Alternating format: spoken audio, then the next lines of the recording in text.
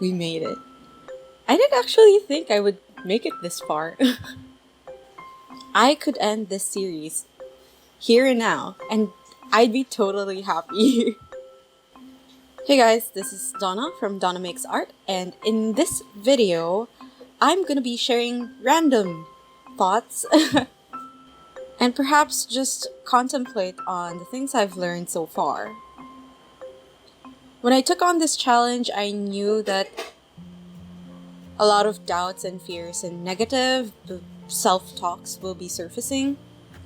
I've never really been good at believing in myself or committing to projects. But instead of changing the rules, I forced myself to change my systems and make my process easier to maintain. It's interesting how much perfection was actually ruling my life. I never thought of myself as a perfectionist because my works aren't really anything to brag about. I have never produced anything that comes close to being called perfect. But looking back, I guess when it comes to personal projects or anything work-related, I have very exacting standards for myself and for the team that I'm working with. The only reason why I'm able to finish client work or schoolwork was because there was a definite deadline. Our parents brought us up with very strong work ethics. So when faced with the choice of quality or deadline, we'll always choose the deadline. Unfortunately, when you're just working for yourself, by yourself, deadlines tend to be a moving target. And what I mean by this is, no one's really holding you accountable. No one's asking after, how's that project coming along? There's no external force that's pushing you to keep going when motivation is low. On the flip side, you can also pressure yourself too much, set a very, very high bar for yourself, which in the end makes you quit before you even start. I've been trying to find ways on how to explain this. Essentially, what I want to say is you have to find a balance between the two. Having accountability, but at the same time, leaving the option to pivot. I've always been terrified of failure and judgment from other people, so I've kept a lot of projects secret and private. I'm realizing now that that's a huge mistake on my part. By involving the community, I'm able to gauge what's interesting and worthwhile putting in my time. Also, in collaborating with other artists, you're able to do something that's beyond yourself. This YouTube video series, for example, you may not think of it this way, but because there were people that said yes when I asked if they'd be interested to see the process videos, it gave me enough push to carry on with my original intent of making a watercolor portrait painting Skillshare class. I know deep inside me that no one's really gonna call me out if I didn't push through with any of my plans, because you guys are great and generous and kind and compassionate. But because the demand was proven to me, because I saw that there was a need, or at least a want, for this type of content, it assured me that it was worth the effort. It was worth the time to make. Now, for the flip side, to counter the high expectations that I always set for myself, I am learning to let go. To paint you a clearer picture of what I mean when I have high expectations, I front load all my projects. Picture a planner crazy type of gal who has Gantt charts on Google Sheets and bullet journals that have mapped out every hour of her day. I am the typical type A that you would see who has broken her career path in a 10-year, 5-year, 12 months, weekly, daily basis. Although it is good to have a goal, I learned that I also need some wiggle room for the creative process to still be interesting.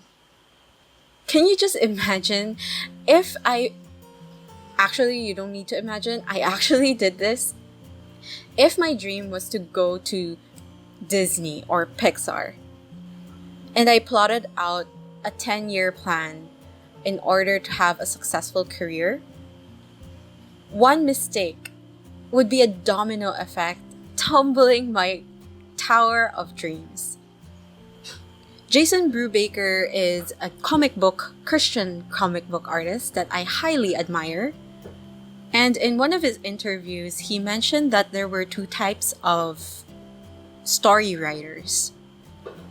The first kind has the ending in mind and writes the story backwards. The second writer is like a gardener.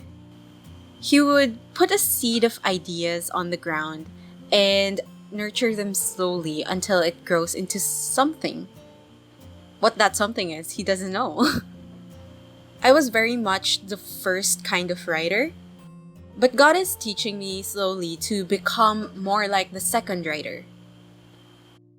As much as I want to do something to help with the pandemic right now, aside from making YouTube videos and keeping you guys staying indoors and entertained, I didn't have connections for medical supplies or much in the financial way.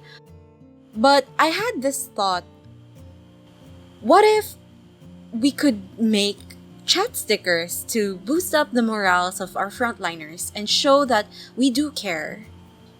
This was actually inspired by friends who are from the banks or the telecoms.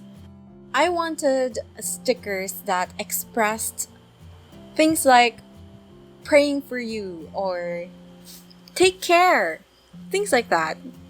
But I knew I wasn't really a good writer and I have no sense of humor.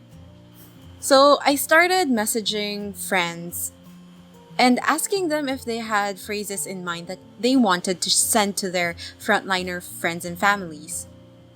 Until the list grew and grew and grew. Eventually, when I compiled everything, I just looked at the sheet and I said, I can't do all this.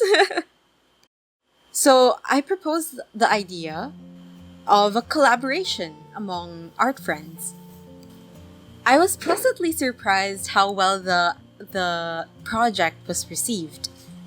Everyone was excited, both the end users and the artists. This wasn't planned, guys. If this was the old me, I would be holding this idea very jealously in my heart, and I wouldn't share it to other people for fear of someone stealing the idea. But because I now understand that most people don't really criticize because they want to put you down. Rather, they actually want to lend a helping hand. I hesitantly presented my ideas to a small group of friends, planting a seed, and stepped back to watch if anything would grow out of it. Worst case scenario, it would be just me doing this project. But because I stepped out of my comfort zone, it grew into something that was beyond what I could do on my own. This gave me a fresh perspective on how to tackle future projects. Not from a scarcity or selfish mindset, but rather from a place of abundance and generosity, a willingness to cooperate and collaborate. So I'm not totally sure when we're gonna release the chat stickers, but I'll be sure to link it down in the description bar below. So make sure to check that out.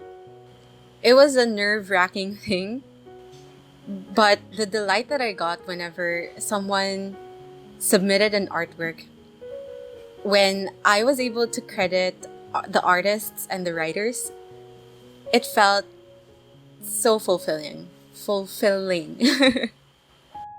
Those are the little things that I've been learning so far. Words. I'm kind of unsure if I'm gonna be continuing this series. There are still some backlog of footages left, but it's not really gonna reach until the end of month. And a week seems like a good close off. If you guys are open to expanding this collection towards gouache portraits maybe, I could come up with some stuff. Let me know down in the comments below. Share this with an art buddy that's perhaps struggling with their own personal projects. Give this video a thumbs up and subscribe if you want to see more content from me. Hit that notification bell so you don't miss future videos, and who knows if I'll see you tomorrow. Life is a mystery. Till next time, bye.